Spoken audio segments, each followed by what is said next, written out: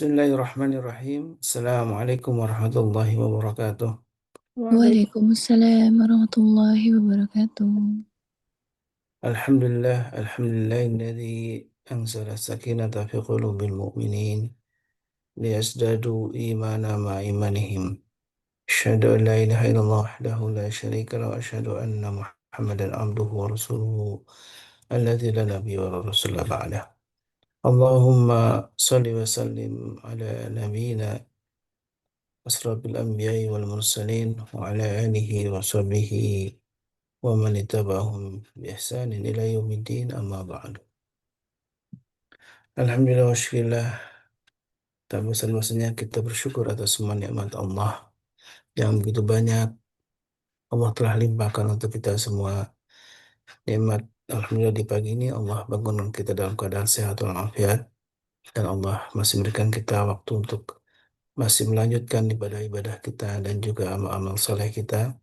Dan Alhamdulillah di pagi ini kita hadir dalam majelis ilmu, sebuah majlis yang Allah turunkan rahmatnya, Allah turunkan sakinahnya, dan juga Allah hadirkan para malaikat dalam majlis ilmu, yang disinilah waktu yang tepat untuk kita berdoa kepada Allah Subhanahu wa Ta'ala karena diaminkan oleh para malaikat.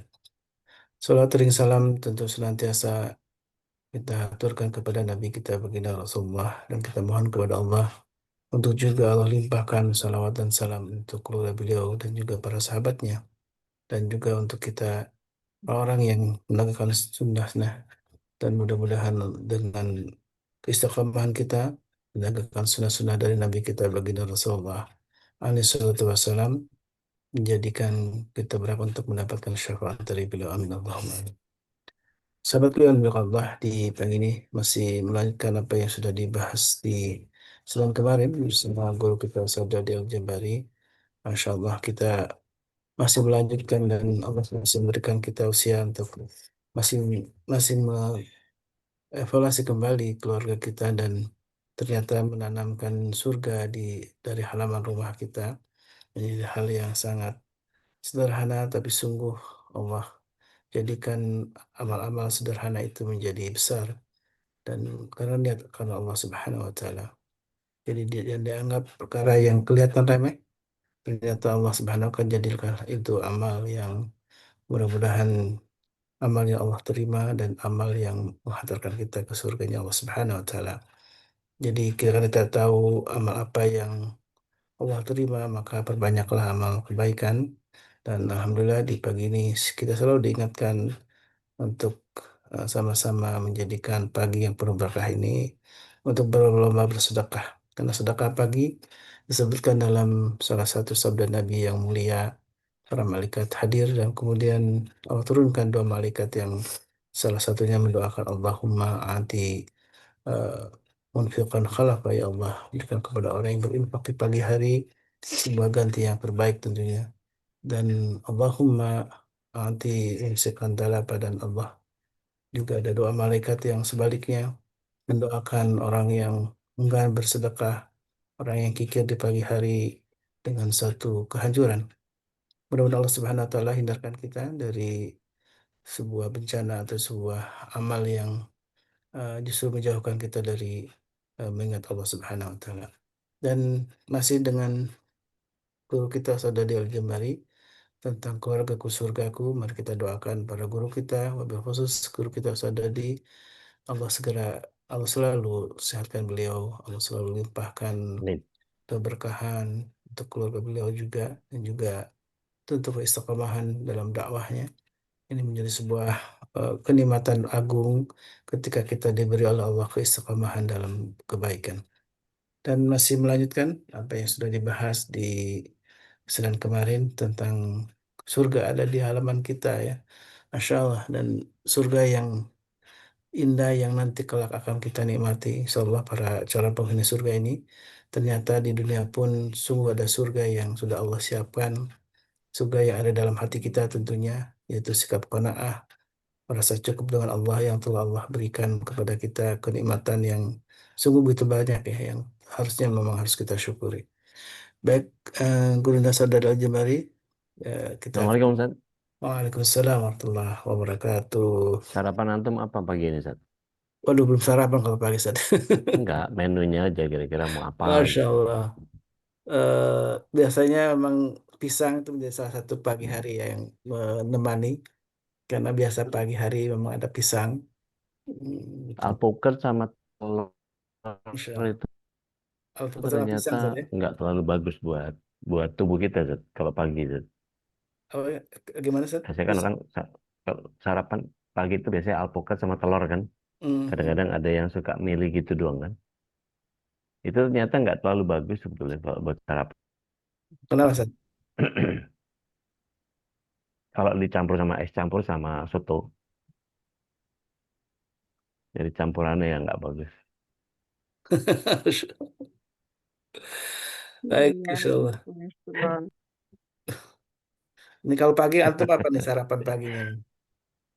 Pagi ini baru ada apel, paruan sama sugar glider, tapi kan dia makannya dikit satu hari ini, insya Allah saya keremusan selesai. Sama teh hangat pagi ini, insya Allah saya temenin tuh. Masya Allah. Teh hangatnya dari Pasuruan ini, teh naga, wanginya masya Allah.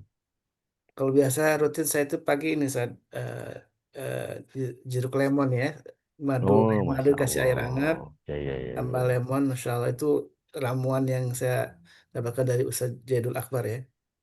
Itu katanya bagus untuk yang ada masalah di lambung, salah satunya dengan rutin tiap pagi minumnya. Acar acar nanas juga Iya, bagus itu. Cuka nanas, acar cuka, nanas. cuka, ya. Cuka apel, cuka, ada di rumah cuka apel satu. Ya, cuka nanas, cuka apel. Aku cuka kamu, ya. Cuka. Insya Allah. Dan itu nikmat ya sesungguhnya. Itulah surga Ya, ya. Ketika Allah sudah Allah ya Rabbi. hadirkan makanan yang Allah terbaik ya.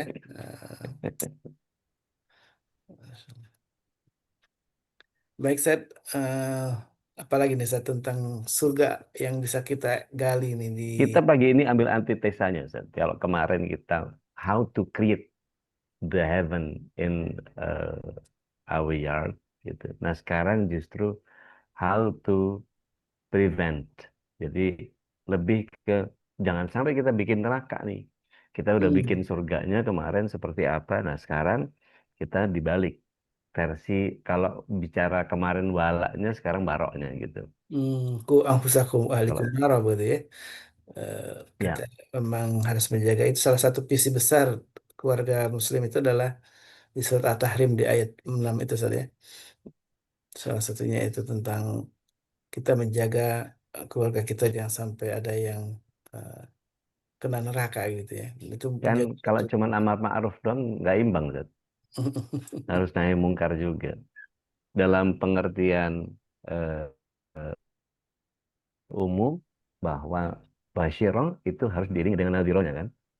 Jadi nggak cuman Hmm, ngomongin surga doang, tapi nerakanya jangan sampai gitu. Jadi ada keseimbangan pola hidup yang kita nggak boleh iya, lengah juga terhadap bagaimana kita udah create ini itu apa segala macam, sementara setan mengintai gitu kan.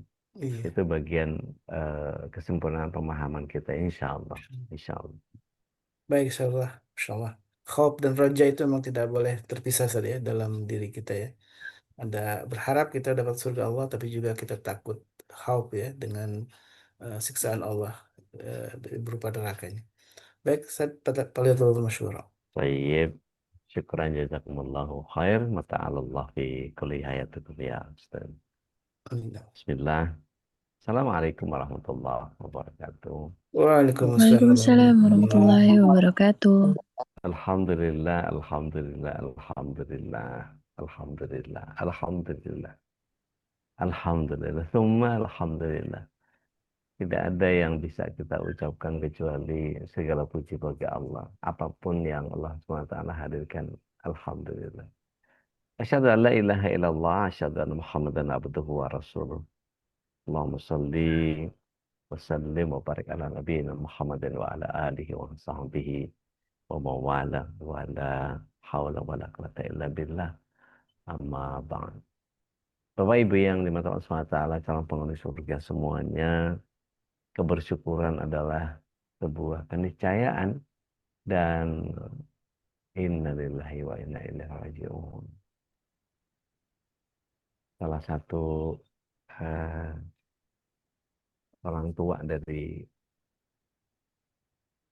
sahabat kami wafat.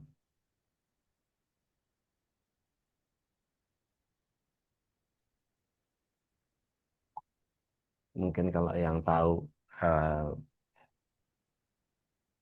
Mbak Nana, Mbak Ria ngasih kabar bahwa yang wafat.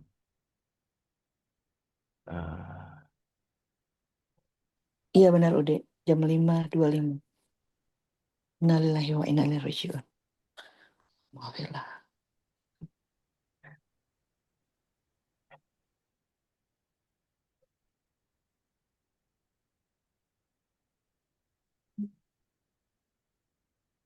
Allahumma sholli wa sallim wa barik alaihi.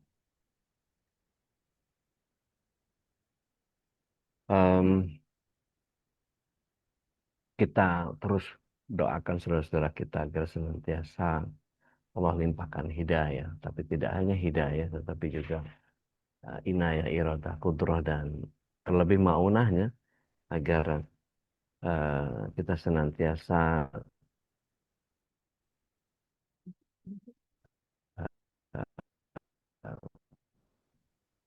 mendapatkan keistiqomahan di dalam menjalankan keislah hayat kita ini dalam uh, kecintaan kita dalam Islam dan Allah SWT mudah-mudahan memudahkan kita untuk bisa mengistiqomahkan diri sampai kita wafat dalam keadaan husnul khotimah dan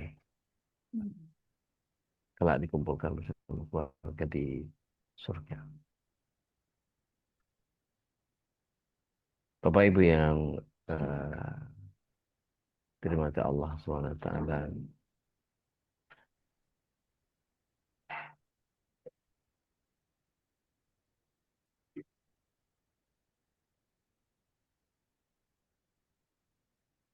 izin sebentar saya sharing berita duka ini.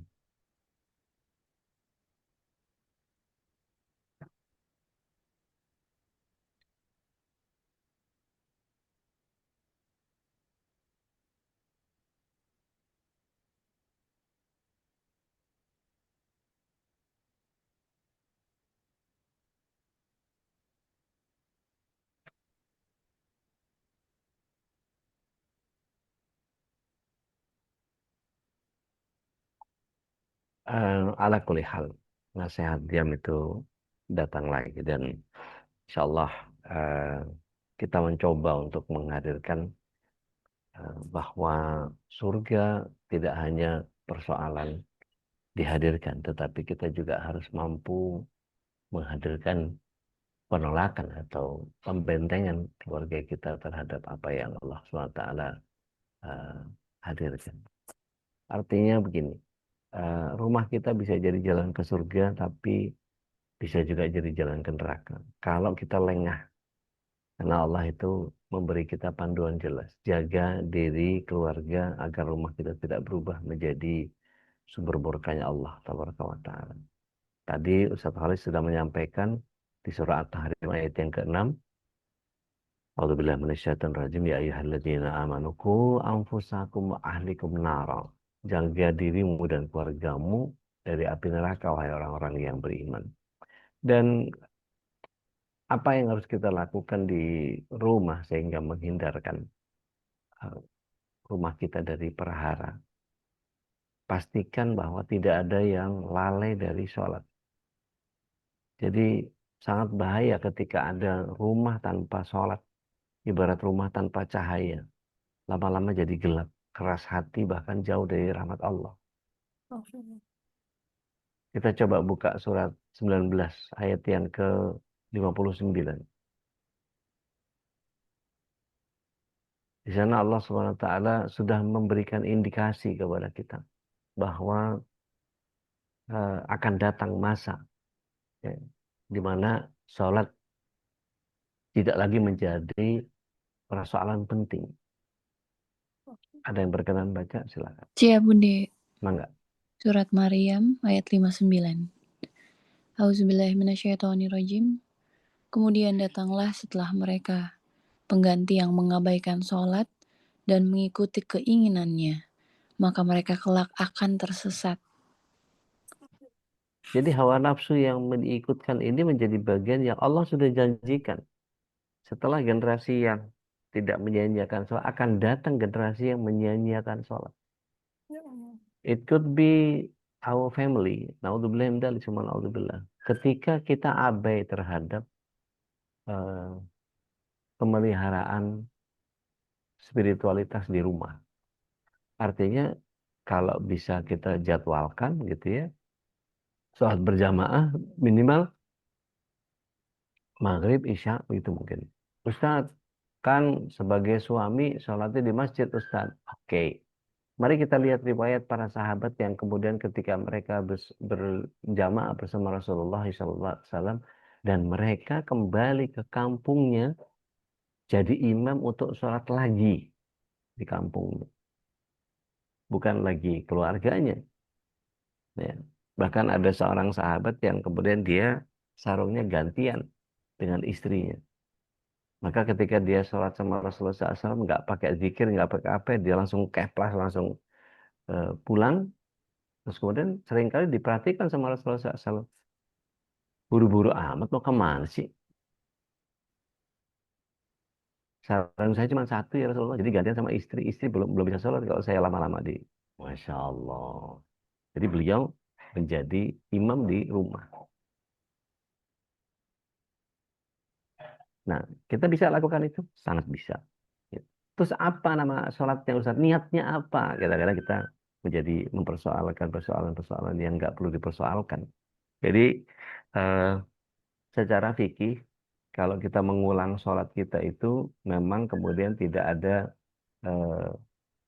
kewajiban, tetapi ada persoalan yang kita sebut sebagai sholat sodakoh. Sholat sodakoh itu seperti apa? Perhatikan ya Bapak Ibu. Suatu ketika Rasulullah SAW selesai sholat asar berjamaah. Tiba-tiba ada seorang yang masbuk, dia telat. Orang udah selesai sholat asarnya. Rasulullah SAW kemudian melihat orang ini sholat, kemudian setelah selesai kondisi perang ketika itu, maka Rasulullah SAW bertanya kepada para sahabat di halakohnya, ada yang mau sedekah nggak sama orang itu, yang lagi sholat itu? Ya Rasulullah, kami baru habis-habisan pulang dari perang. Apalagi yang mau kita sedekahkan kepada dia? Kan biasa ya Rasulullah SAW mengajak para sahabat untuk kemudian urun dharma bakti gitu, udah biasa lah. Tapi ketika ditanyakan, apalagi yang kami mau persembahkan kepada dia sebagai sebuah hadiah, sedangkan kami baru pulang dari ini, udah infaknya udah habis-habisan buat jihad di jalan Allah ini.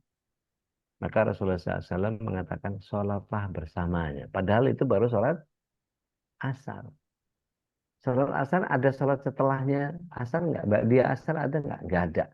Tapi kenapa Rasulullah SAW kemudian memerintahkan orang untuk bersedekah? Ya. Maka sholat itu ketika ada salah satu dari mereka berdiri dan kemudian sholat menjadi jamaahnya, berarti dia sudah bersedekah 27 kali. Tapi kalau kemudian dia jadi makmumnya, dia langsung menjadi 27 kali lipat. Karena barang siapa sholat berjamaah di masjid kan 27 derajat lebih tinggi. Hadisnya Ibnu Umar. Nah, kaidah itu kita bisa ambil untuk bagian yang kemudian, oke, Abi, cepet pulang ya, jangan zikir lama-lama di masjid. Aku menantimu sebagai imamku. Boleh? Boleh. Dalil dari mana? Tadi yang saya bilang. Gitu. Oke, clear ya? Oke. Jangan sampai kemudian kita membiarkan anak-anak kita lalai dari itu. Kok nggak mau diajak ke masjid? Anu ini itu. Ya udah, yuk kita sholat yuk. Sholat maghrib yuk. Biasa aja. Ajak anak dengan lembut, berikan apresiasi kecil. Habis sholat, kita beli es krim. Habis sholat kita makan bakso. Habis sholat kita biasakan itu. Nanti dia merasa bahwa, oh kan Allah itu kalau kita sholat, Masya Allah, Allah itu kalau ngasih rezeki itu karena kita sholat itu luar biasa. Jadi terus kaitkan akidah kita kepada Allah Subhanahu Wa Taala. Apalagi yang harus kita hindari, makanan dan rezeki yang haram. Maka kalau kita kemarin belajar sama Buya Ahmad Hanif tentang syirkah, gitu ya, jangan sampai kemudian ada transaksi-transaksi ribawi, jangan ada transaksi-transaksi yang sifatnya gharar di dalam kripto, kemudian ada transaksi-transaksi yang berbunyi atau berbau riswah atau sesuatu yang dilarang lah sama muamalah kita dalam ekonomi syariah. Maka ingat ya, saya pernah bahas sama Babe Haikal, setiap makanan yang haram yang masuk akan jadi bahan bakar api neraka di dalam tubuh kita. Maka kalau kita refer kepada bagaimana Allah SWT dinyatakan, sungguh Allah itu maha baik dan tidak menerima kecuali yang baik. Artinya kita harus periksa sumber rezeki kita. Kalau ragu, pilih yang halal. Ajari anak untuk baca basmalah sebelum makan. Jadi supaya hati-hati terhadap rezeki. Dan hindari lisan yang menyakiti. Ada ghibah, ada fitnah, ada bentakan di rumah. Jangan sampai kemudian namimah apa segala macam. Waliyadzubillah. Jadi jangan sampai kemudian rumah jadi ladang dosa. Karena Rasulullah SAW mengingatkan bahwa ghibah seperti memakan bangkai saudara sendiri. Surah Al-Hujurat ayat 12 kan kita tahu ya. Surat 49 ayat 12. Yuk kita review lagi supaya kita ke-refresh otak kita dengan Al-Quran pagi-pagi. Surat 49 ayat 12. Yuk rebutan kita baca. Ya Budi. Mangga. Al-Hujurat ayat 12. Auzubillahiminasyaitonirrajim. Wahai orang-orang yang beriman, jauhilah banyak dari prasangka. Sesungguhnya sebagian prasangka itu dosa, dan janganlah kamu mencari-cari kesalahan orang lain. Dan janganlah ada di antara kamu yang menggunjing sebagian yang lain. Apakah ada di antara kamu yang suka memakan daging saudaranya yang sudah mati? Tentu kamu merasa jijik, dan bertakwalah kepada Allah. Sungguh Allah Maha Penerima Taubat, Maha Penyayang.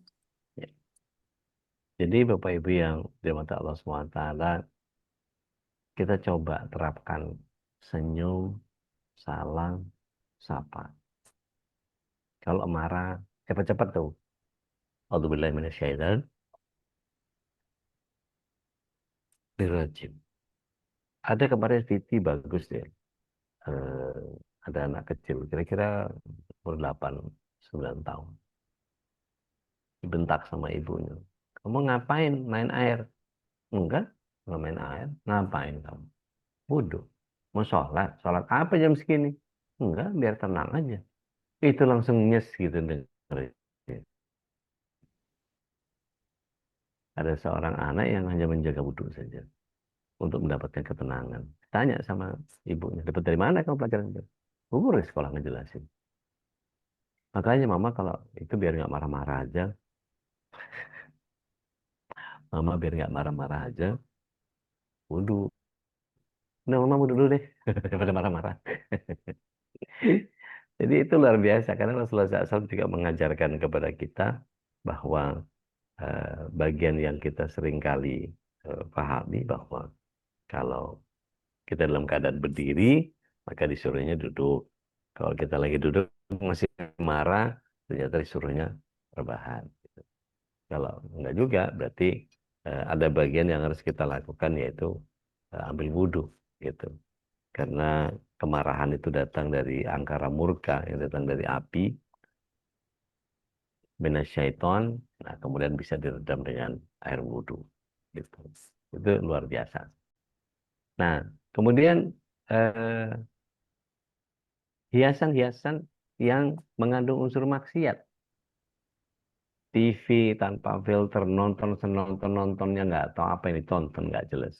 Maka keluarga kita, mohon maaf, banyak sekali iklan-iklan yang saya udah lama nggak nonton TV, udah berapa tahun.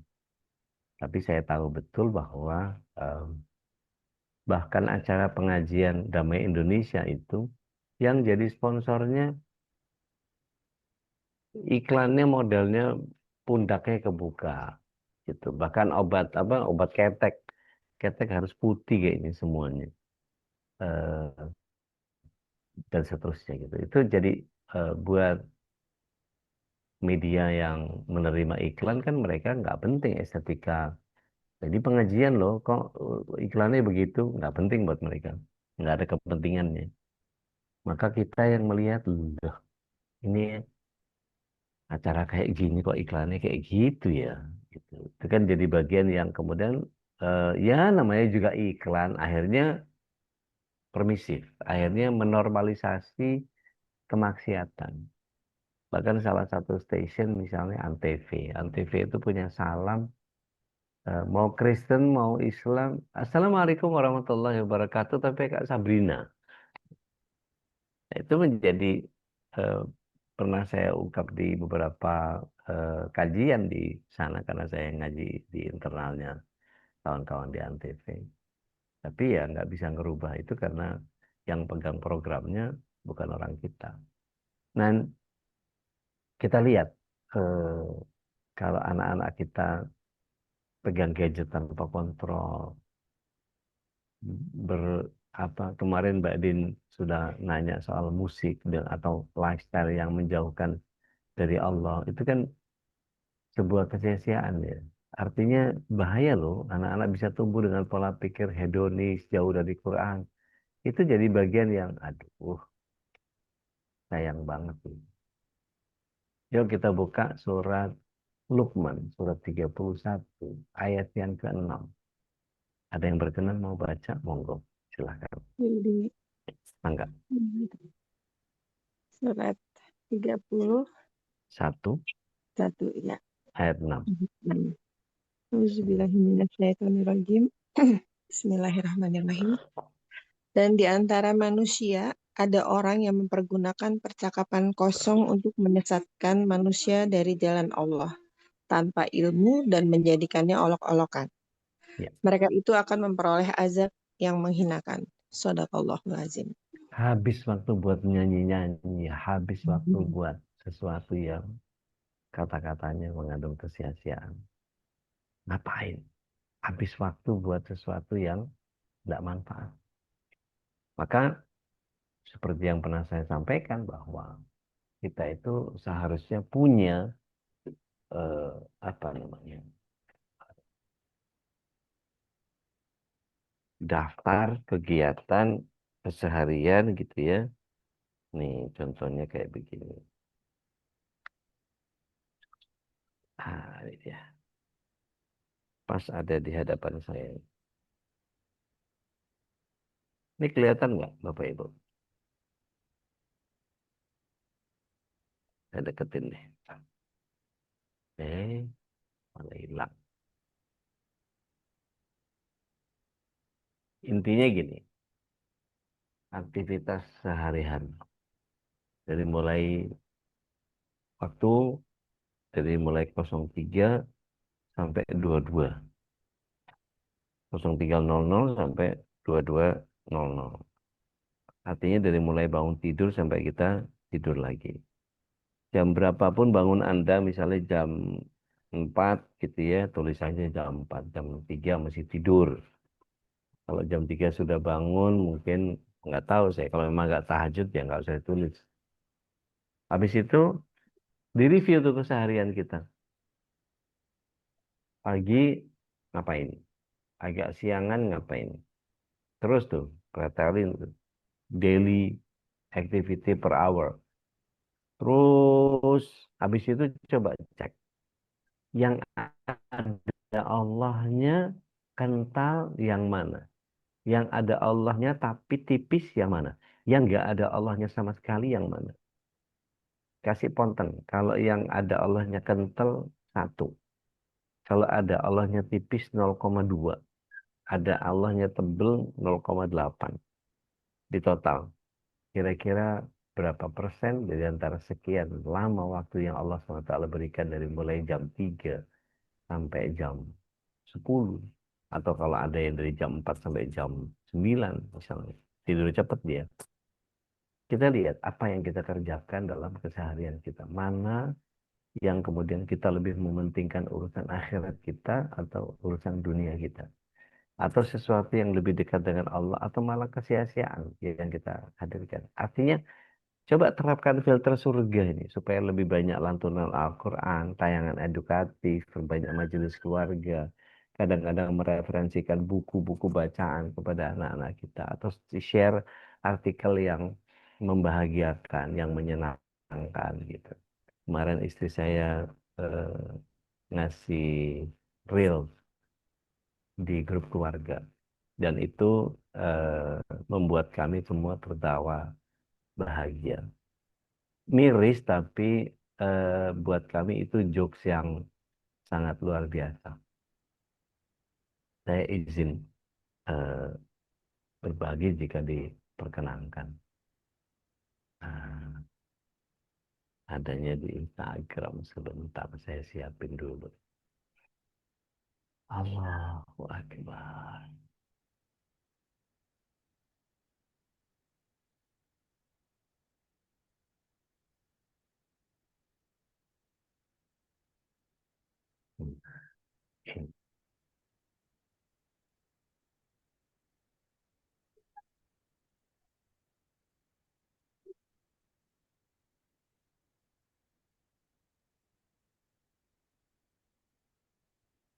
Eh,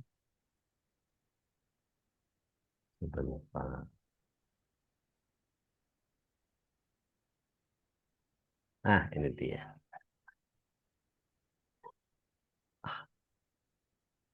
Jadi eh, beliau kirim ini videonya lucu sih, tapi saya susah nemuinnya. Saya lupa di grup Instagram keluarga atau mana. Tapi ala kulli hal gini, isinya kurang lebih begini. Ada seorang suami yang tidak pernah marah sama istrinya. Lantaran terjadi satu hari istrinya itu dicakar kucing. Cakar kucing, terus kemudian istrinya cuma bilang sambil senyum, satu, gitu. Terus besoknya dicakar lagi. Dia sambil senyum, nggak marah sama kucingnya. Dia bilang dua, gitu. Sampai satu kali kucing itu nyakar lagi dan lukanya agak dalam. Dia bilang sambil senyum si istrinya, tiga, gitu. Besoknya dikasih ikan asin, terus dikasih bungkusan apa gitu, terus ditebarin. Nggak lama kucingnya mati, gitu. Oh, suaminya marah. Kamu gimana sih? Kamu cuman kucing begitu doang kan? Apa segala macam ini. Istrinya cuma senyum. Satu. Sejak itu suaminya nggak pernah lagi marah. Hitung tiga diracun juga dia mungkin ya. Jadi itu jadi bahan bahan apa bahan ketawaan di kami. Nah, Bapak Ibu yang dirahmati Allah SWT, ada banyak hal yang kemudian kita harus pahami. Jangan sampai kemudian orang tua jadi teladan buruk. Anak kita itu niru kita. Buah itu jatuhnya nggak jauh dari pohon. Begitu juga dengan sikap. Kalau ayah ibunya abai dengan ibadah, anak pun bisa abai. Kalau anak kemudian masuk ke dalam rumah dan kemudian nggak pakai tata kerama, nggak pakai unggah-ungguh, ada tamu dia nggak bersalam, masuk rumah nggak pakai bismillah, harusnya kita langsung cegah. Meskipun itu kesannya kayak kita pencitraan di depan tamu gitu ya, tapi kalau itu menjadi kebiasaan gitu, itu langsung kita tegur depan tamu, nggak ada masalah gitu. Di eh, ayat-ayat yang sangat kuat tentang betapa bencinya Allah SWT terhadap orang yang tidak menyelaraskan antara apa yang di dalam hatinya dengan amalnya. Kita lihat sama-sama surah yang ke-61, surah As-Saff, ayatnya yang kedua dan ayat yang ketiga. Jangan sampai kemudian kita menjadi orang yang pandai beretorika, tetapi anak-anak kita jauh dari api. Sementara kita mau mematangkan mereka. Surat 61 ayat 2 dan 3. Tafadhali. Ya Bude, Mangga. Asof ya. Ya. Auzubillahiminasyaitonirrajim. Wahai orang-orang yang beriman, mengapa kamu mengatakan sesuatu yang tidak kamu kerjakan? Itu sangatlah dibenci di sisi Allah jika kamu mengatakan apa-apa yang tidak kamu kerjakan. Iya. Masya Allah. Di dalam hadis Muslim, Rasulullah SAW menyatakan, Innalikum. Sesungguhnya Allah tidak memperhatikan bagaimana penampilanmu dan hartamu. Walakin yanzuru ila fi qulubikum wa a'malikum. Akan tetapi Allah SWT justru memperhatikan bagaimana kalian menyelaraskan antara apa yang ada di dalam hati dengan perbuatan. Jadi, alafu, Imam Hasan Al-Basri menyatakan bahwa rumah yang dibangun tanpa zikir adalah kuburan. Hidupkan rumahmu dengan Al-Quran. Bahkan Ibnu Qayyim menyatakan setiap dosa yang dibiarkan di rumah akan tumbuh menjadi penyakit hati yang diwariskan pada anak-anak. Maka kalau kemarin kita tahu bahwa surga bisa dimulai dari halaman rumah, tapi neraka juga bisa berawal dari ruang tamu yang penuh dengan kelalaian. Didik rumahmu dengan iman, atau rumahmu akan mendidikmu dengan kelalaian. Insya Allah.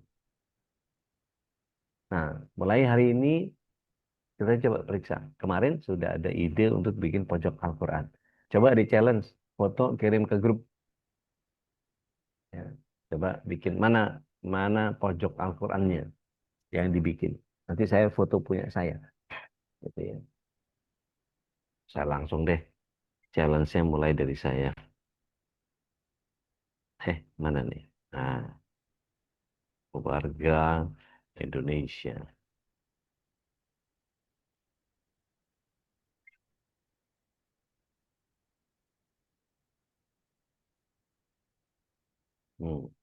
Ini kurang jauh ya. Tapi insya Allah mewakili. Ini pojok Al-Quran saya. Jadi samping meja kopi ada Al-Quran. Yuk, yang lain ikutin ya. Kalau udah bikin pojok Quran, jadi di mana kita kontemplasi, di mana kita mengkaji Al-Quran.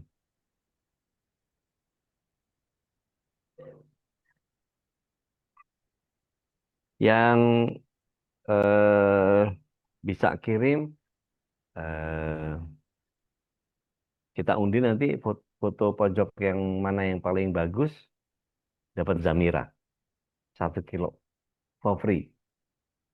Gitu. Kalau perlu tambahin pijit nanti kalau ketemu. Oke, di challenge ya. Oke. Nah, artinya gini, besok kita coba biasakan keluarga saling ngucap apa namanya, barakallahu fiik saat keluar rumah. Kasih tantangan, seminggu tanpa ghibah diganti dengan mengucapkan lafaz-lafaz thayyibah. Barakallahu fiik, barakallahu fiik, barakallahu fiik. Allahu ya barik fiik. Allahumma barik. Gitu. Jadi jaga rumahnya supaya jangan jadi jalan ke neraka, tapi pintu menuju surga. Karena surga dan neraka ini bukan hanya di akhirat. Benihnya kita tanam sejak kita di rumah sendiri. Artinya kalau kemudian ada, jangan sampai gini, ada pasangan yang melalaikan dari ibadahnya, suami atau istri itu bisa saling nyeret kepada kelalaian, lebih sibuk ke dunia daripada mengingatkan kepada Allah. Buka sama-sama yuk, surat 59, ayatnya yang ke-18. Silakan. Ini ayat sering dipakai buat khutbah Jumat. Ada yang mau Surat baca? 59 ayat 59 ayat 18. Mangga. Al-Hasyr ya. Auzubillahiminasyaitonirrajim. Wahai orang-orang yang beriman, bertakwalah kepada Allah, dan hendaklah setiap orang memperhatikan apa yang telah dibuatnya untuk hari esok atau akhirat. Dan bertakwalah kepada Allah. Sungguh Allah Maha Teliti terhadap apa yang kamu kerjakan. Barakallahu fiik. Buka lagi surat Al-Munafikun, surat 63, ayat yang ke-9, ayat rebutan. Fastabiqul khairat nih kita nih. Pokoknya 63 kalau ayat. 63 ayat 9. Ya Pokoknya, udah, siap. pokoknya kalau sama Ude, pokoknya Al-Quran harus kucel aja. Siap, Bude. Enggak? Surat 63 ayat 9. Auzubillahiminasyaitonirrajim. Wahai orang-orang yang beriman, janganlah harta bendamu dan anak-anakmu melalaikan kamu dari mengingat Allah. Dan barang siapa berbuat demikian, maka mereka itulah orang-orang yang rugi. Alhamdulillah. Alhamdulillah. Barakallahu. Jadikan rumah sebagai partnership akhirat. Buat komitmen, saling mengingatkan untuk sholat, sedekah, tilawah, ngaji, zikir pagi, dan terus. Hal yang paling menyenangkan buat saya di rumah itu adalah zikir pagi bareng-bareng. Tapi ketika saya harus ngajar, nanti kemudian saling ngingetin. Udah zikir pagi belum? Udah zikir pagi belum? Anak saya kuliah di Malang, anak saya kuliah di Bandung. Saya lagi pergi ke mana? Zikir pagi sayang ya, jangan lupa. Zikir sorenya udah belum lah. Karena itu jadi bagian yang kita tidak bisa melakukan pengawasan 24 jam terhadap anak kita. Tetapi kita bisa minta dia untuk melibatkan Allah dalam kehidupannya. Artinya begini, ada orang tua yang mengajarkan cinta dunia yang berlebihan, membiarkan anak penonton bergaul tanpa filter atau memaksa anak pada hal yang haram. Seserem apakah kita ketika anak kita dibawa temennya? Ngakunya belajar kelompok, tapi belajar kelompok dengan model yang kayak apa? Sudahkah kita pegang eh, nomor kontak orang tuanya yang punya rumah? Sehingga kita tahu bahwa dia pamitnya belajar kelompok itu kita bisa cek. Masih belajar kelompok nggak jam segini belum pulang? Mbak, tolong nanti sebelum maghrib dia udah sampai di rumah ya. Jadi kalau dia berlama-lama ngobrol ini itu apa segala macam, kalau udah selesai urusannya, suruh dia cepat pulang. Jadi yang menjaga anak kita siapa kalau bukan kita? Maka serahkan kepada Allah. Jangan sampai kita menjadi orang tua yang menjerumuskan anak. Karena dalam surah Al-Kahfi ayat yang 46, ad-dunya wal walad mata dunia. Harta sama anak itu perhiasan dunia. Coba kita baca lengkapnya di surah Al-Kahfi ayat yang 46. Surah 18 ayat 46. Jadi orang tua harus jadi teladan ibadah. Maka ajak anaknya untuk ikut ibadah sejak dini. Bukan hanya menuntut. Kamu nggak sholat apa segala, tapi nggak diajarkan. Ada yang sudah ketemu? Sudah, Al-Kahfi Bude. 46. Enggak? Auzubillahiminasyaitonirrajim. Harta dan anak-anak adalah perhiasan kehidupan dunia, tetapi amal kebajikan yang terus-menerus adalah lebih baik pahalanya di sisi Tuhanmu, serta lebih baik untuk menjadi harapan. Baik. Barakallahu fiik. Ini menjadi bagian yang setiap kita harus memahami secara utuh bahwa tidak hanya sekedar membangkitkan kegairahan surganya, tetapi kita harus masuk ke dalam sebuah pemahaman yang benar bahwa kita harus hindarkan juga anak-anak kita dari keluarga. Gitu. Anak itu bisa jadi ujian berat. Surat 64 ayat 15. Yuk, baca. Kalau sampai anak kita bikin kita lalai atau kita melakukan hal yang haram demi membahagiakan, gitu. Jangan Saya sampai gitu. Mangga, 64 ayat 15. A'udzubillahiminasyaitonirrajim. Bismillahirrahmanirrahim.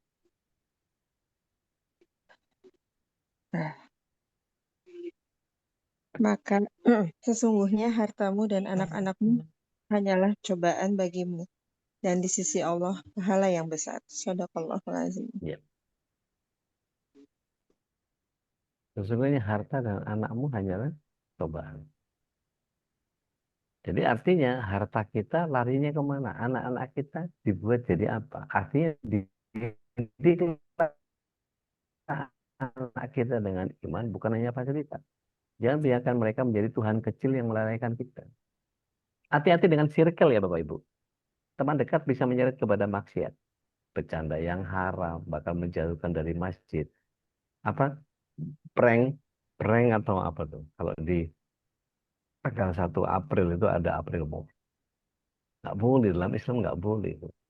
Ngumpetin sendal, ngumpetin HP, terus tiba-tiba dia panik sendiri. HP kemana? Tuh nggak tahu.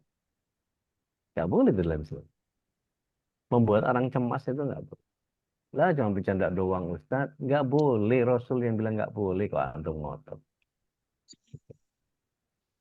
Kita pilih sahabat yang mengingatkan tentang akhirat. Kita bikin komunitas kecil kebaikan. Gitu. Makanya saya ikhtiarkan Muslim Madani itu pengen ngajak gitu. Tapi yang nggak banyak yang mau ya apa boleh buat. Nggak bisa dipaksa kan. Yuk buka surah Az-Zukhruf ayat yang ke-67. Surat 43 ayat 67. Tafadhol. Yuk kita rebutan aja.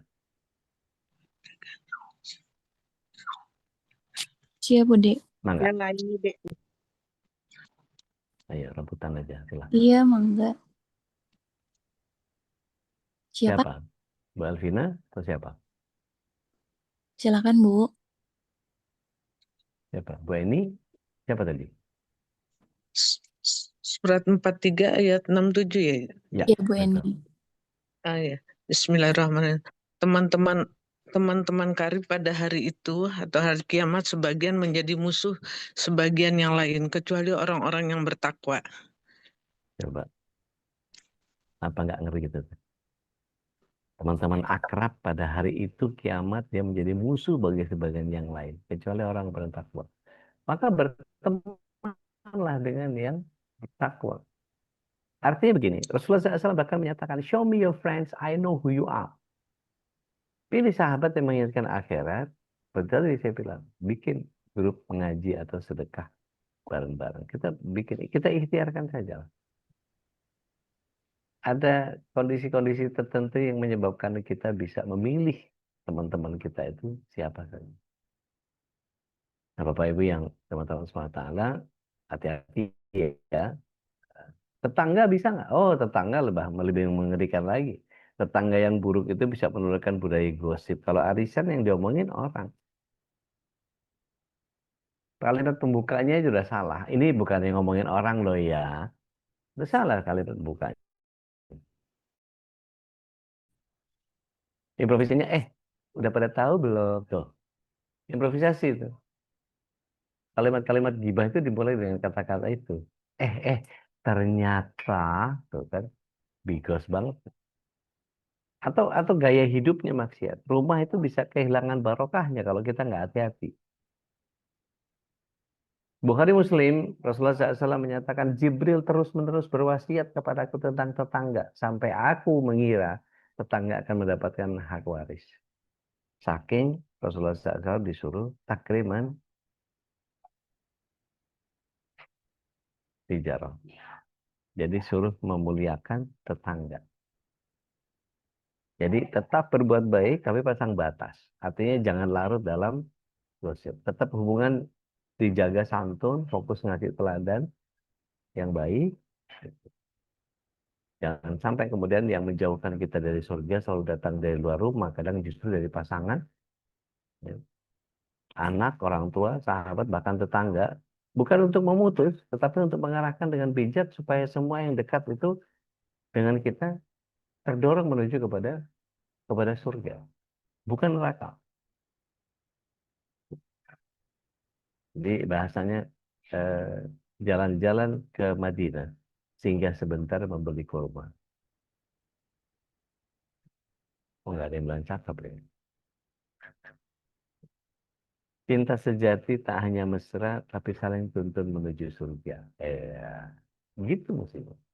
Artinya cinta sejati bukan sekedar tatapan mata buat pasangan kita, tapi langkah menuju surga. Tapi ada pasangan yang menyeret kepada kelalaian karena sibuk dunianya hingga lupa akhiratnya. Maka kita harus menyeimbangkan itu. Jadikan partnership akhirat. Sepakati waktu untuk saling mengingatkan kebaikan-kebaikan yang sederhana. Baju jangan kebanyakan. Yuk saatnya berapa bulan sekali kita keluarin baju-baju yang udah nggak dipakai. Serahin kepada yang jauh lebih berhak. Ada saudara-saudara kita yang butuh baju bagus di luar sana dan baju-baju kita masih bagus. Dan baju dalam jangan ya. Kadang ada orang tua yang menjerumuskan anak. Cintanya salah arah. Memberi segalanya tapi lupa memberi iman.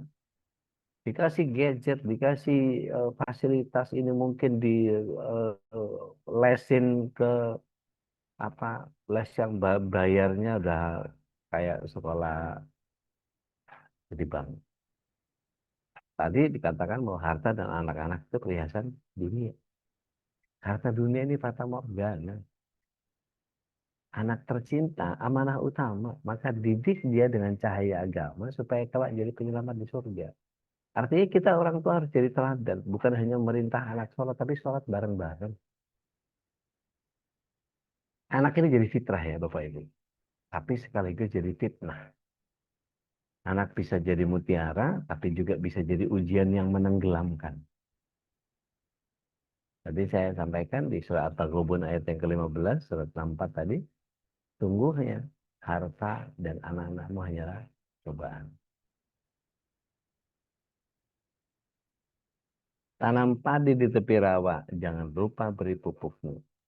Cakep. Benar. Didik anak dengan agama, bukan hanya dengan dunia. Jadi, Benar. jangan sampai kemudian kita jadikan anak itu jadi Tuhan kecil. Cari sahabat yang menginginkan akhirat, bikin lingkaran kecil, ya. Jangan sampai kemudian punya tetangga yang jadi racun lingkungan, gitu ya.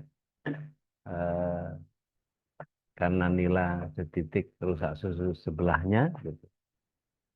Maka tetangga yang buruk itu kadang bawa bencana, tetangga yang baik bawa bahagia. Jaga lisan, jaga jiwa, jangan biarkan dosa bersemi di antara kita. Asik.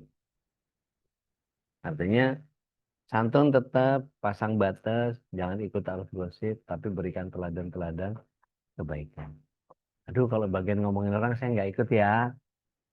Itu bagian kontrol sosial yang kita bisa lakukan. Maka jangan kira yang menjauhkan kita dari surga selalu datang dari luar rumah. Kadang justru dari pasangan, anak, orang tua, sahabat, bahkan tetangga. Jadi waspada ya Bapak Ibu, bukan untuk memutus tapi untuk mengerahkan dengan cinta. Supaya semua dekat dengan kita menuju kepada surga, bukan malah keseret ke neraka. Kalau kata orang tua dulu, bunga melati harum mewangi, tumbuh indah di halaman rumah. Mari kita raih surga ilahi dengan keluarga yang penuh berkah. Aiman. Ustaz Khalis, saatnya berbagi rahmat kita. Tafadhal antum.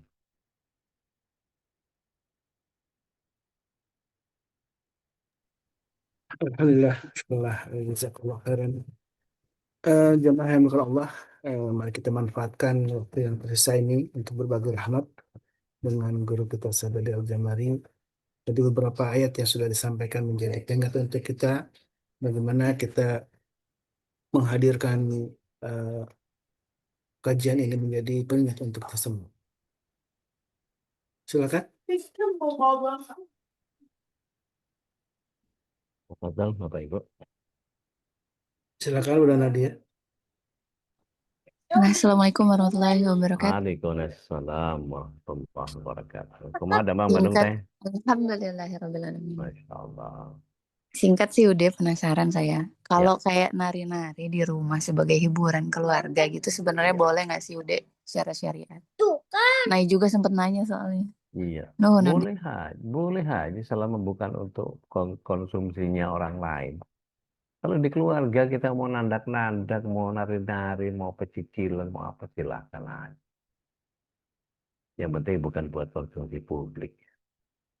Saya sama anak-anak itu kadang-kadang direkam juga sama istri kalau lagi pecicilan sama cucu sama lagi ngerjain mereka. Nggak niat dipublish, tapi ketika dipublish jadi buat lucu-lucuan.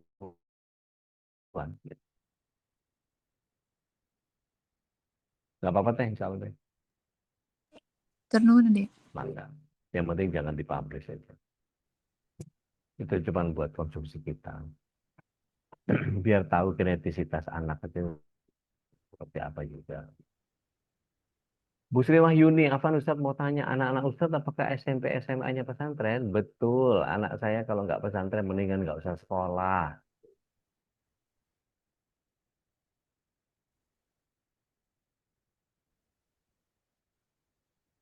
Saya lo ya pribadi. Gitu.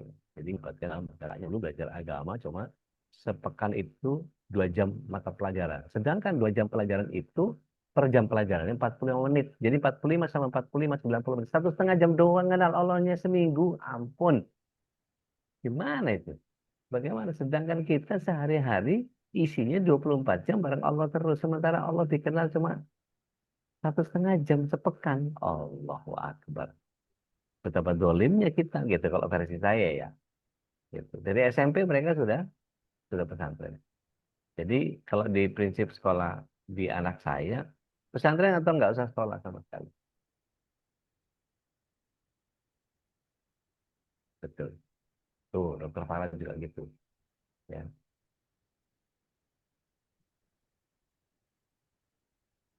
Mending nggak usah sekolah. Betul. Bu Desri Hartati, gimana Bu Desri? Ustaz, bagaimana cara menasihati anak laki-laki yang umur 26 tahun tidak mau sholat? Kalau dikasih tahu, iya aja mohon nasihat. Udah kelewatan 26 tahun. Ibu mesti ngajarin dari umur 7 tahun. Dari 7 tahun itu sudah harus sholat anak. Nah, kita mesti ngurut dulu nih, problemnya di mana ini? Nggak mau sholatnya karena apa? Coba kita urut. Umur 7 tahun dia diajarin nggak sholat? 0 sampai 6 tahun di preconditioning kan nggak? Nanti kalau sudah umur 7 tahun, jadi cucu saya di usia 5 tahun, 6 tahunnya, begitu bapaknya suruh, ayo sholat. Hah? Kata Akung, nanti umur 7 tahun baru baru sholat. Jadi dia tahu bahwa umur 7 tahun sudah harus sholat. Terus saya bilang, saya anulir. Iya, 7 tahun yang sholatnya wajib. Sekarang kita latihan. Kalau mau latihan, ada permen buat kalian. Jadi terus ya encourage. Di tempat saya ini banyak sekali cemilan-cemilan apa yang buat mereka seneng gitu. Kadang-kadang saya nabrak nabrak pakem juga yang nggak boleh bapak ibunya kasih, saya tabrak aja. Wong itu seru kok. Ini ada apa? Gamis. Gamis itu maksudnya apa? Apa yang kenyal-kenyal itu apa namanya? Gamis ya. Gummy bear. Ya kan kalau banyak pakai plural jadi ada S ya, Mbak. Iya, Kan jadi buat ya, udah, jadi buat gamis udah. ya. Nah, itu saya kasih gami. Isinya melatonin biar cepat tidur gitu. Jadi, nah, dari umur itu terus diajak interaksi. Kenapa harus sholat?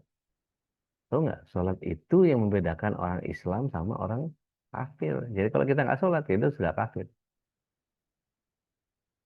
Ajak diskusi, gitu. Iya, maksudnya itu gumies.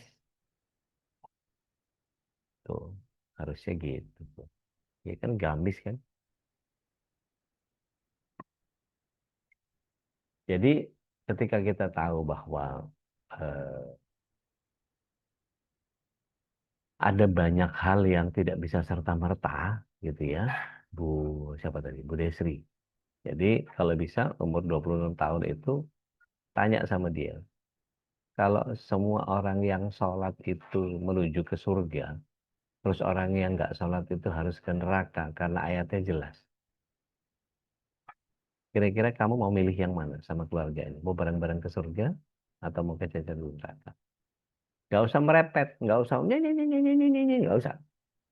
Kasih 1 2 kalimat yang bikin dia jelek. Gitu ya Bu Desri ya. Bu Irni, udah minta pendapat dong pesantren yang baik dan aman untuk putri di mana? Keponakan saya tinggal di Bogor, sebentar lagi lulus madrasah tidak iya. Gini Bu, cari pesantren itu justru saya melihatnya tidak ada yang ideal yang kayak gimana. Tetapi perhatikan lulusannya. Lulusannya. saya meletakkan atau menaruh atau mempercayakan pendidikan anak saya ke pesantren Husnul Khotimah, pesantren Putri Husnul Khotimah di Cirebon, itu bukan tanpa cacat. Terjadi bullying ada, tapi di kalangan prianya sampai terbunuh ada. Tapi saya melihat bahwa output dari zaman dulu saya kenal Allahyarham Ustadz Ade gitu, karena saya kenal Ade Sabul Huda, itu karena saya kenal beliau, terus beliau bawa murid-muridnya, saya kenal, kok santun-santun, kok bagus-bagus karakternya, kok mantap-mantap, ngajar ayu, bahasa Inggris bagus, bahasa Arab keren, oh gitu. Maka saya bawa anak saya ke pesantren di Gontor. Apa yang terjadi? Anak saya stres. Gitu. Gontor Putri. Yang pertama ya, anak saya pertama. Jadi saya seolah saya salah naruh di Gontor Putri. Gitu. Stres, psikosomatik, ulang yang usus buntu lah, yang inilah itu apa segala macam. Ternyata di kelasnya dia dikumpulkan bersama anak-anak yang dibuang oleh keluarganya. Jadi terjadilah obrolan 2 jam by phone. Aku ini dibuang ya Pak? Ya salah. Aku mau jadiin kamu ustazah. Biar pinter bahasa Inggris, biar pinter bahasa Arab, ngerti agama, kamunya santun. Sebagaimana hasil dari didikan Pondok Gontor Putri. Kalau kita ke Pondok Gontor Putri itu yang nyambut begitu waktu PPDB, apa penerimaan siswa baru itu ya, pendaftaran baru. Itu kita ngomong pakai bahasa Inggris, dia jawab pakai bahasa Arab. Kita jawab pakai bahasa Arab, dia jawab pakai bahasa Inggris. Kita ngomong bahasa Inggris, dia jawab bahasa Indonesia. Kan seru ya, gitu. Nah, ketika saya bawa ke sana, ternyata bertahan berapa lama? Arab itu berapa bulan saya? 6 bulan? 3 bulan? 2 bulan? Rupanya saya dadar dia sebelum masuk ke Gontor, saya bilang harus bisa imla, harus bisa ngaji Quran, gitu. Harus belajar bahasa Arab. Udah matang nih, saya minta guru privat Ustaz Abdul Salam Arifin datang ke rumah, karena biasanya anak-anak nggak mau belajar sama saya. Udah, saya cetak dia. Begitu masuk, lulus, ternyata guru-gurunya melihat, menonjol anak saya yang pertama dari bacaan Al-Qur'annya. Maka di sana prinsipnya begitu, ada yang bagus, maka dia jadi mentor teman-temannya yang masih belum bagus. Tuh belajar sama Ara Al-Qur'annya. Yang masih belum bagus, belajar sama Ara. Akhirnya apa? Di di di kamarnya dia dibully. Kita kan sama-sama, kita kan equal. Ngapain gue mesti belajar sama lo? Nah, gitunya masih ada. Ya,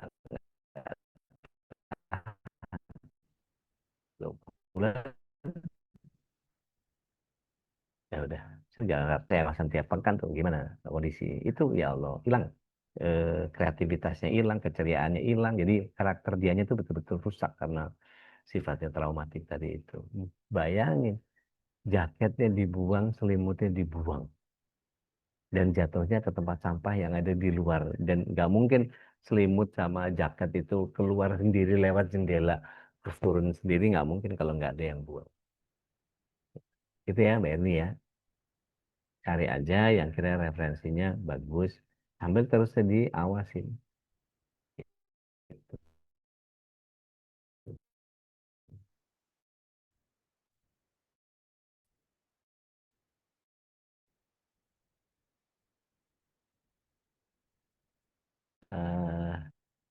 Kan semua hal untuk Allah, bukan untuk suami, anak, atau orang tua. Pertanyaan, gimana cara meniatkan berdagang itu untuk Allah?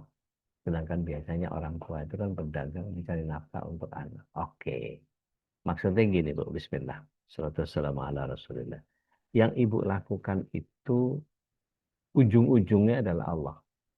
Jadi kalau ibu cari perniagaan itu cari untung, untungnya dipakai buat ngidupin anak, beli yang halal, dibuat beli makanan yang halal di keluarga sehingga ibadahnya bisa diterima langsung kepada Allah. Jadi semua bagian kegiatan kita ditujukan lillah, bukan karena ingin cari keduniaannya saja. Jadi untuk urusan dunia, gitu ya, untuk urusan dunia, berdagang itu bukan soal untung rugi, tapi soal surga neraka. Jadi kalau toh rugi tapi dapat surga, nggak apa-apa. Syukur-syukur untung ke surga, gitu. Tapi banyak orang yang kemudian mementingkan keuntungan sehingga untung ya harus untung lah. Tapi neraka, ya kita ntar taubat aja gimana Allah aja. Nggak bisa. Dari awal sudah salah. Oke. Bu Sri Wahyuni, saya banyak melihat teman-teman seperjuangan dulu sedang pesantren, beberapa orang buka jilbab dan suka pacaran. Itu salahnya di mana ya? Ya salahnya di dia, disesatkan sama Allah. Mohon maaf nih, selevel teman-teman saya di Lombok, bahasa Arabnya bagus, ngajinya bagus.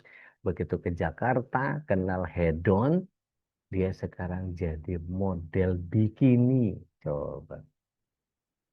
Karena apa? Yang dia di pikiran dia adalah uang, uang, uang. Nyari duitnya dapat jadi model bikini itu. Kalau pakai hijab dia dapat berapa? Jadi jangankan itu, nggak usah yang se-ekstrem itu ya. Orang ngaji Quran aja, ngaji Quran, dibagusin, gitu ya, dibagusin bacaannya. Dia bagus baca qiraat apa segala macam dan seterusnya. Tujuannya adalah untuk diundang jadi qori di acara-acara besar supaya dapat amplopnya lebih besar. Loh, niatnya salah sudah. Niatnya niat duniawi. Banyak orang yang kemudian hijrahnya karena dunia. Jangan sampai kita salah orientasi. Nanti baca surat 28 ayat 77. Jangan salah orientasi kita. Akhirat dulu baru dunia, jangan hidup lain. Gitu. Oke. Bagaimana cara nasihatin anak yang sudah dewasa, yang sholat subuhnya perlu dibangunkan, karena kalau bangun sendiri, sholatnya mepet waktunya. Jauhkan dia dari gadgetnya di malam harinya. Pastikan dia tidur sesuai dengan jam tidurnya. Jam tidur itu berapa? Kebutuhan manusia berapa? Berapa jam? 8 jam. 8 jam. Hitung 8 jam dari jam 4. 8, 7, 6, 5, 4, 3, 2, 1. 10, Dek. 11. Berarti jam 10 sudah harus tidur.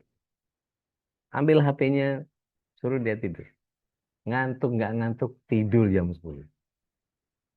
Sehingga subuhnya pasti bangun. Tapi kalau dia main HP sampai jam 1, bilang sama dia, ginjalmu loh nak, bakal hancur.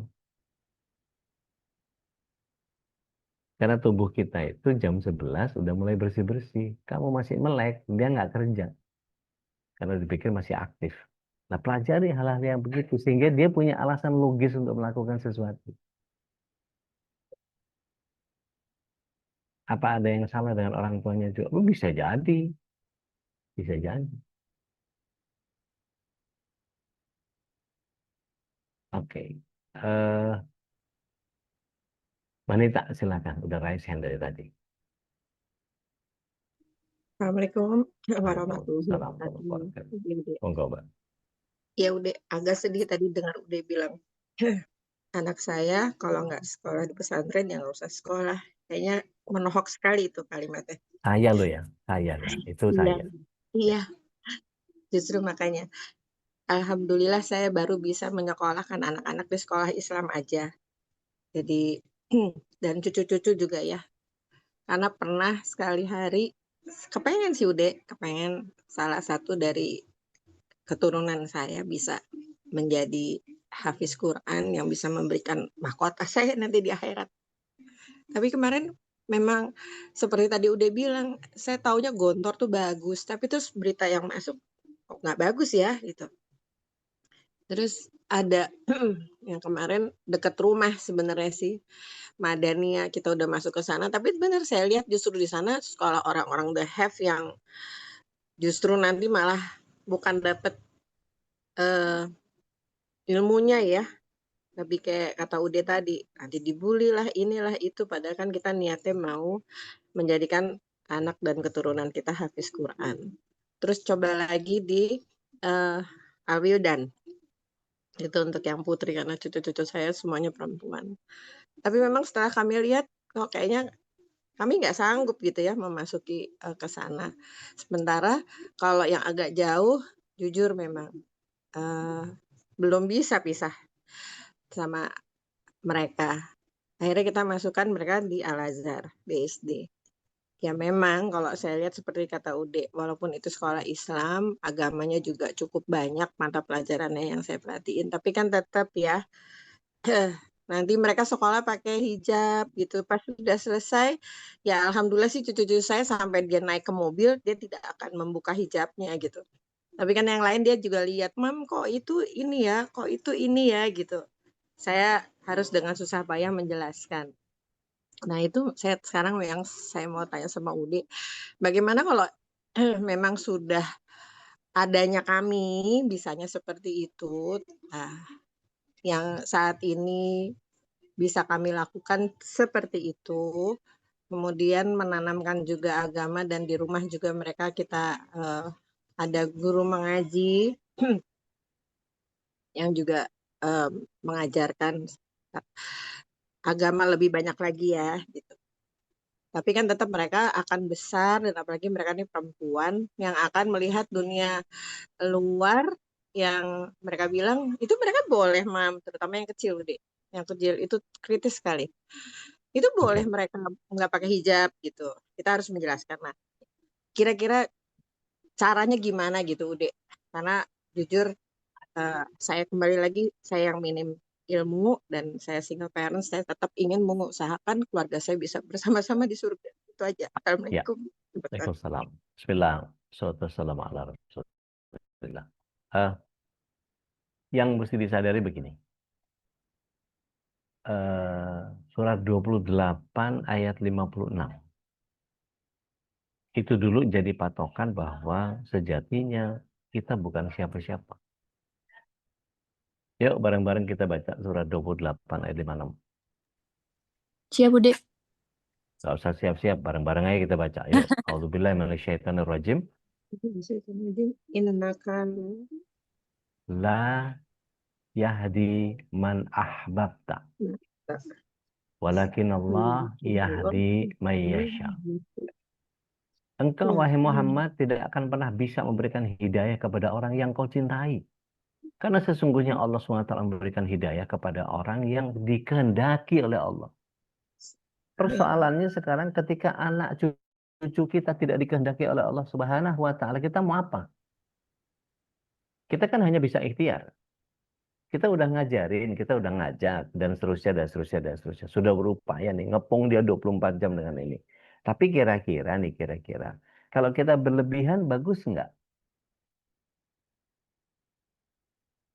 enggak lah. Kita terlalu ketat bagus nggak? Enggak. Jadi ngukur bagian itu adalah bagian yang apakah dengan pesantren ini paling bagus, pesantren itu paling bagus, oh di sini sunnah, oh di sana anu, ini itu apa segala macam. Apakah sudah pasti berhasil? Enggak. Karena sepenuhnya pendidikan anak itu urusan kita. Oke, tarik mundur ya, tarik mundur ya. Bagaimana Syekh Idris, ya, Syekh Idris memilih untuk meminta keikhlasan dari buah delima yang dia temukan di jalanan ketika dia lapar. Yang kemudian, saya udah pernah ceritakan ya, kejadiannya Syekh Idris ini. Ada yang udah paham? Ayahnya Imam Syafi'i. Betul. Jadi buat yang belum tahu, izin saya sampaikan secara singkat saja. Jadi pemuda Idris ini kemudian lapar, nemu delima di pinggir sungai. Maka dia langsung geragot tuh, krauk, tinggal setengah. Habis itu dia sadar, astagfirullahaladzim. Belum minta halalnya, karena saking kelaparannya, dia makan buah delima itu tanpa minta izin sama yang punya. Padahal nemu. Jadi kalau untuk ukuran kita nih, untuk ukuran kita yang orang biasa-biasa aja, orang awam beragama, gitu. Kira-kira kalau ada delima di jalanan dekat sungai gitu, kira-kira boleh dimakan nggak? Boleh, karena Boleh, kira-kira ada yang punya. boleh. Tetapi saking bersih hatinya si pemuda bernama Idris ini, dia kepengen dapat ikhlas ridhonya orang yang punya delima. Dia cari, dia jalan 3 hari 3 malam, karena sungai itu arahnya ke atas, maka dia cari 3 hari 3 malam, ketemu pohon delima. Dan ada satu kebun ternyata. Dia tanya, Assalamualaikum. Waalaikumsalam. Anda yang punya pohon delima ini ya? Saya nemu, saya makan tinggal setengah. Mohon ikhlaskan setengah delima yang saya makan. Oh, saya bukan yang punya, saya cuma jagain doang. Yang punya 3 hari 3 malam lagi ke atas. 3 hari 3 malam lagi dia tempuh ke atas. Ketemu seorang masyayikh yang sudah sepuh dengan rumah besar dan pavilion. Assalamualaikum. Waalaikumsalam warahmatullahi wabarakatuh. Ya Syekh, katanya Anda yang punya kebun delima 3 hari 3 malam ke bawah dari sini.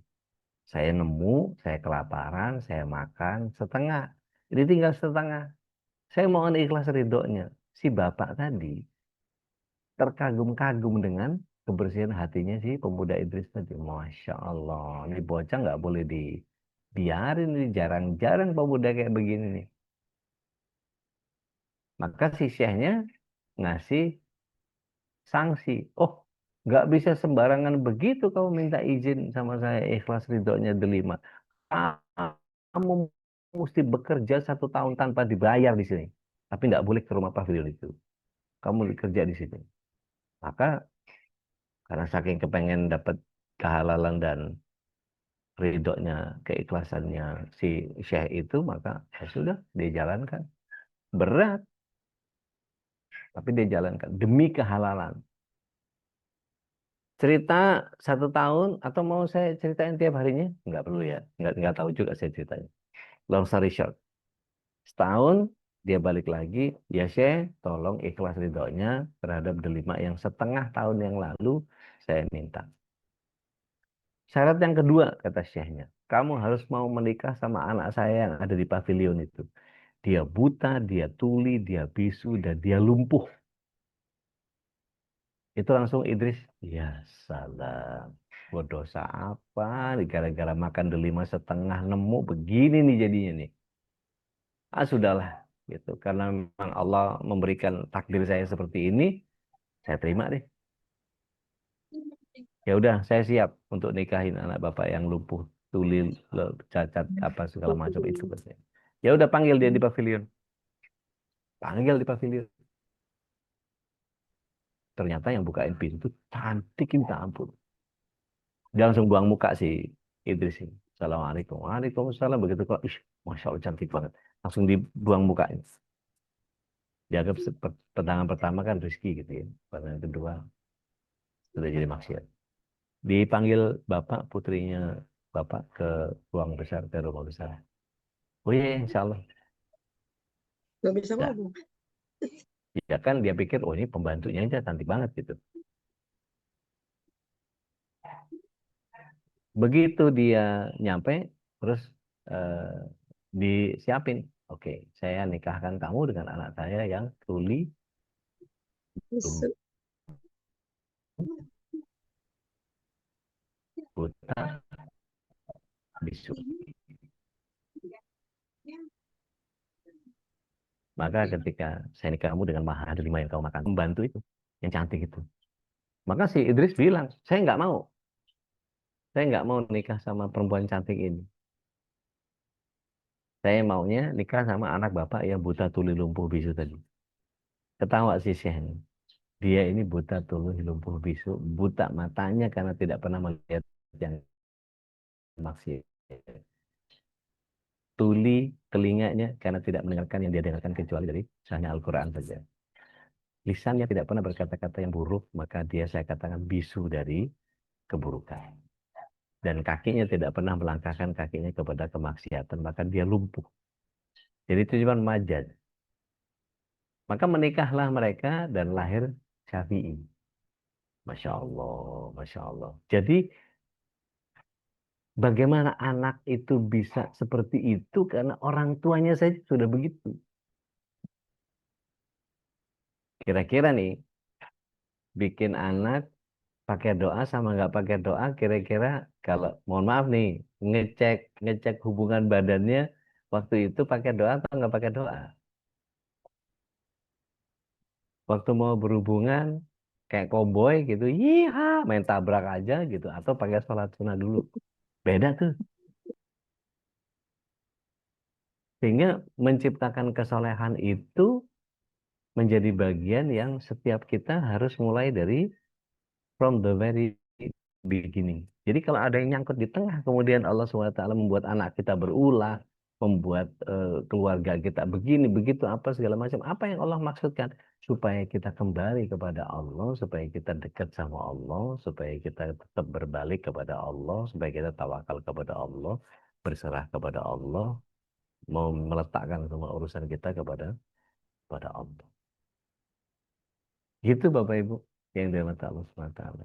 Masya Saya bukan orang yang soleh.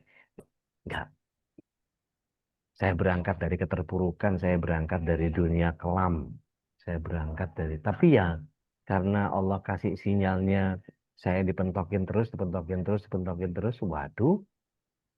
Kalau udah dipentokin berkali-kali masih nggak sadar juga, berarti salah siapa? Salah saya. Gitu. Nah, kalau orang tua kita sudah melakukan kesalahan, tidak mendidik kita dengan agama, terus siapa yang mau bawa nyeret keluarga ini ke surga? Kalau tadi dibahas di awal surat yang ke-66 ayat 61, Khalis bilang bahwa wa anfusakum wa ahlikum naro, ya mungkin orang tua kita enggak, kita dong yang bertanggung jawab. Satu orang kita bisa membawa sekeluarga, insya Allah. Surat 9 ayat 20. Itu pencetusnya. Maka nanti di surat 52 ayat 21 kita akan menjadi orang yang diikuti dengan anak cucu. Allah alam. Masya Allah, tabarakallah, nikmat ya. Sebuah story yang sangat indah ya, Ustaz ya. Kalau kita melihat bagaimana kesalehan Imam Syafi'i ternyata diturunkannya, diwariskan dari ayahnya gitu ya. Dan mudah-mudahan kita menjadi pribadi yang soleh sehingga bisa melahirkan generasi yang soleh juga. Dan tentu karena hidayah adalah milik Allah, maka kita mohonkan kepada Allah Subhanahu wa taala untuk terus memberikan hidayah kepada kita semua. Baik, karena sudah hampir jam 7 saja, kita tutup saja dan mudah-mudahan Allah Subhanahu wa taala masih memberi kita kesempatan untuk terus ngaji. Masih ada besok tentang Asmaul Husna insya Allah ya, akan kita bahas bersama guru kita Ustaz Dodi Al-Jabari. Hafizahullah ta'ala. Baik jamaah yang Semoga Alhamdulillah. masih ada umur ya. Amin amin amin Allah amin. Alhamdulillah, apalagi yang bisa kita ucapkan syukur kita kepada Allah Subhanahu wa taala, di pagi ini kita bisa ngaji, bisa saling mendoakan bersama jamaah, dan juga jangan lupa untuk mendoakan saudara kita di Gaza juga, saudara-saudara kita yang sangat membutuhkan doa kita ya. Dan mudah-mudahan Allah Subhanahu wa taala terus kabulkan dan kita istiqamahkan dalam kebaikan. Dan kita tetap dengan doa kafaratul majlis. Subhanakallahumma wa bihamdika asyhadu an la ilaha illa anta astaghfiruka wa atubu ilaik. Mohon maaf aku ada khilafan. Waalaikumsalam hadana wa iyyakum. Assalamualaikum warahmatullahi wabarakatuh. Waalaikumsalam. Waalaikumsalam. اللهم ارحمنا بالقرآن واجعله لنا إماما ونورا وهدى ورحمة. اللهم ذكرنا منه ما نسينا وعلمنا منه ما جهلنا الموقنات لأتاه آناء الليل وأطراف النهار واجعله لنا حجة يا رب العالمين.